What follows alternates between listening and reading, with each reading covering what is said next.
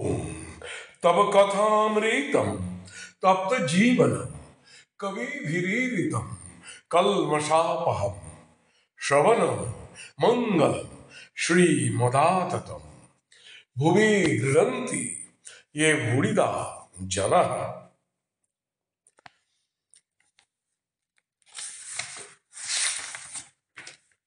শ্রীরামকৃষ্ণ কাপ্তেন নরেন্দ্র প্রভৃতি ভক্ত সঙ্গে দক্ষিণেশ্বরে প্রথম পরিচ্ছেদ ঠাকুরের গলার অসুখের সূত্রপাত। এই প্রথম পরিচ্ছেদের আমরা গতকাল পর্যন্ত কিছুটা পাঠ করেছিলাম। আজ গতকাল যতটা পাঠ করেছি তার পর থেকে পাঠ করব, আর আজকে এই প্রথম পরিচ্ছেদ আশা করি শেষ হবে। শ্রীরামকৃষ্ণ কাপ্তেনের অনেক গুণ। রোজ নিত্যকর্ম, নিজে ঠাকুর পূজা, স্নানের মন্ত্রই কত। কাপ্তেন খুব একজন কর্মী। পূজা, জপ, আরতি, পাঠ, স্তব এইসব নিত্যকর্ম করে। কাপ্তেন ও পাণ্ডিত্য, কাপ্তেন ও ঠাকুরের অবস্থা। আমি কাপ্তেনকে বকতে লাগলাম, বললাম তুমি পড়েই সব খারাপ করেছো, আর পড়ো না। আমার অবস্থা কাপ্তেন বললে, উড্ডীয়মান ভাব, জীবাত্মা আর পরমাত্মা। জীবাত্মা যেন একটা পাখি, আর পরমাত্মা যেন আকাশ, চিদাকাশ। কাপ্তেন বললে, তোমার জীবাত্মা চিদাকাশে উড়ে যায়, তাই সমাধি। সহাস্যে কাপ্তেন বাঙালিদের নিন্দে করলে, বললে বাঙালিরা নির্বোধ, কাছে মানিক রয়েছে চিনলে না।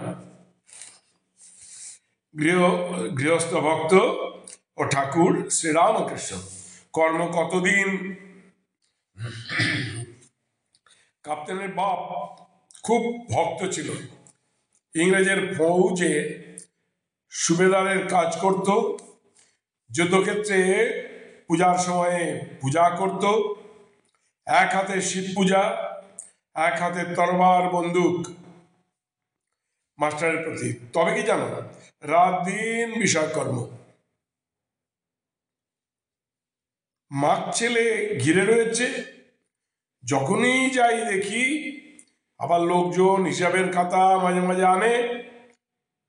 এক একবার ঈশ্বরেও মন যায়, যেমন বিকারের রোগী। বিকারের ঘোর লেগেই আছে। এক একবার চটকা ভাঙে, তখন জল খাবো বলে চেঁচিয়ে ওঠে। আবার জল দিতে দিতে অজ্ঞান হয়ে যায়, কোনো হুঁশ থাকে না। আমি তাই ওকে বললাম, তুমি কর্মী। কাপ্তেন বললে, আজ্ঞা আমার পূজা এইসব করতে আনন্দ হয়, জীবের কর্ম বই আর উপায় নাই। আমি বললাম, কিন্তু কর্ম কি চিরকাল করতে হবে? মৌমাছি ভন ভন কতক্ষণ করে? যতক্ষণ না ফুলে বসে। মধুপানের সময় ভনভনানি চলে যায়। কাপ্তেন বললে, আপনার মতো আমরা কি পূজা আর কর্ম ত্যাগ করতে পারি?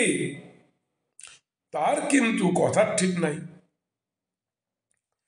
কখনো বলে এসব জড়, কখনো বলে এসব চৈতন্য।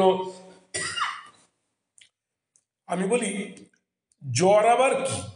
সবই চৈতন্য। পূর্ণ ও মাস্টার জোর করে বিবাহ ও শ্রীরামকৃষ্ণ। পূর্ণর কথা ঠাকুর মাস্টারকে জিজ্ঞাসা করিতেছেন। শ্রীরামকৃষ্ণ, পূর্ণকে আরেকবার দেখলে আমার ব্যাকুলতা একটু কম পড়বে। কি চতুর, আমার উপর খুব টান।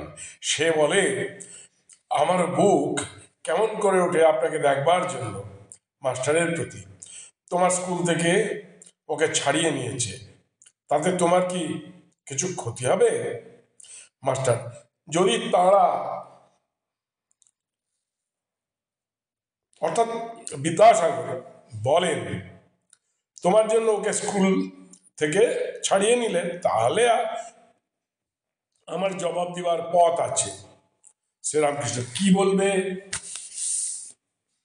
মাস্টার, এই কথা বলবো, সাধু সঙ্গে ঈশ্বর চিন্তা হয়, সে আর মন্দ কাজ নয়।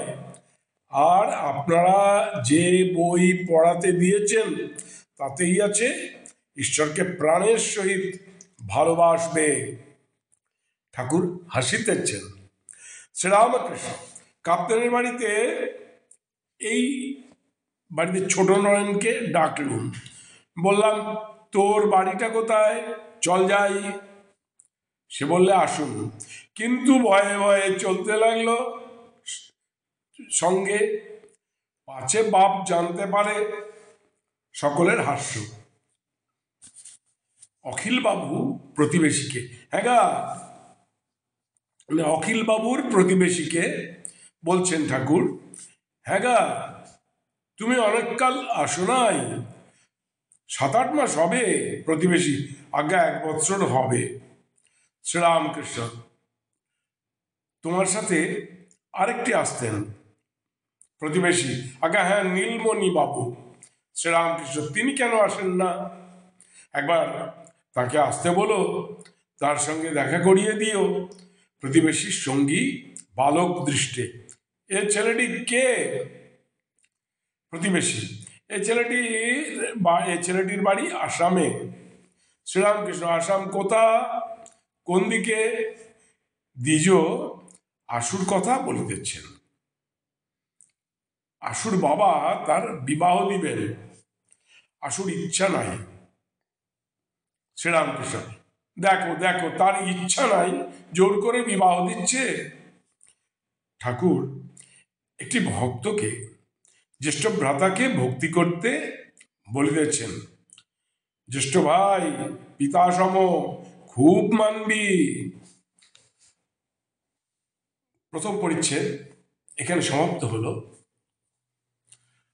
ওং নিরঞ্জনং নিত্যমনন্তরূপম ভক্তানুকম্পা ধৃত বিগ্রহং বৈ ঈশাবতারং পরমেশমিঠং তং রামকৃষ্ণং শিরসা নমামঃ।